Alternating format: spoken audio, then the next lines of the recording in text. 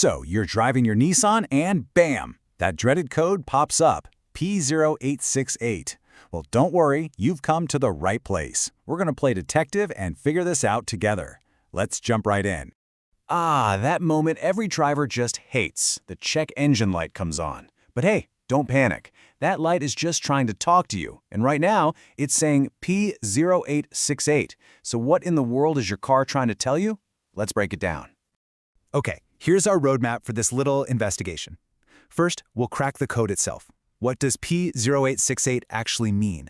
Then we'll hunt down the usual suspects, looking at everything from the electrical system to what's going on deep inside the transmission. And finally, I'll give you a solid action plan so you know exactly what your next step should be.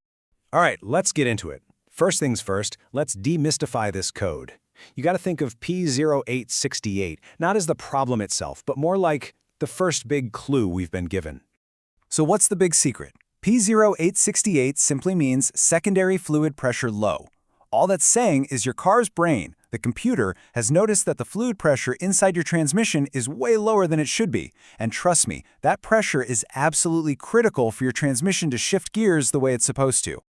Okay, so now we know what the code means. The next obvious question is, why is this happening? It's time to line up our suspects.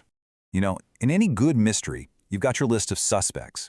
And for a P0868, we've got 5 main ones. We're talking about potential issues with the wiring, the solenoid circuit, a very specific solenoid valve, a pressure sensor, and even the whole line pressure system. Our job is to go through them one by one and see who the culprit is. Now, we're going to start our investigation the smart way, by checking the easy stuff first. We'll look at the electrical parts that are outside the transmission. A lot of the time, this is where you'll find your answer, without even having to get your hands too dirty. So, suspects number 1, and honestly the most common one, is the wiring. A simple break or a short circuit in the harness or connectors causes this code all the time. Seriously, before you do anything else, just do a really good visual check. Look for any wires that are frayed, disconnected, or look damaged. You might just find that it's the simplest fix of all. All right, so let's say the harness looks perfect. What's next on our list? That would be the solenoid circuit itself. Just think of this as the electrical highway that sends messages to the transmission. If there's a problem anywhere on that highway, you get the wrong signals or maybe no signals at all. And that's enough to trigger that low pressure warning. Okay, so we've checked all the external electrical stuff and found nothing. Now, it's time to take a deep breath and go a little deeper. We're going to look at the components that are actually inside the transmission. This is where things can get a bit more mechanical. Right, here are our internal suspects. First up, you've got the pressure control solenoid valve B. A solenoid is basically just a little electromagnetic valve that the computer tells to open and close. This one is like a bouncer at a club, controlling the flow of fluid pressure.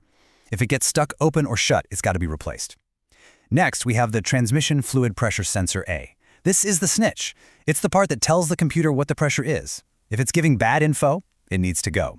And finally, it could be the entire line pressure control system. This is a bit more complex and might need a more thorough checkup and repair. So we've identified all the possible culprits, and we know what they do. Now let's pull all this information together into a super clear, straightforward action plan that you can actually follow. Okay, so here's your game plan. It's simple. Always start with the easy stuff first. Check that external wiring and all the connectors. It's often the fix and saves you a ton of headache. If that doesn't solve it, then you have to accept that an internal part might be the problem. And here's the most important part. Know your limits. If you're not comfortable cracking open a transmission, and most people aren't, this is the time to call in a pro. But whatever you decide, don't just ignore it. Deal with this code quickly to avoid much bigger, more expensive problems later on. And there you have it. That's the complete breakdown of the Nissan P0868 code. You're not in the dark anymore, right? You've got the clues, you've got the list of suspects, and you have a solid plan. So the only real question left is, now that you're armed with all this knowledge, what's your first step going to be?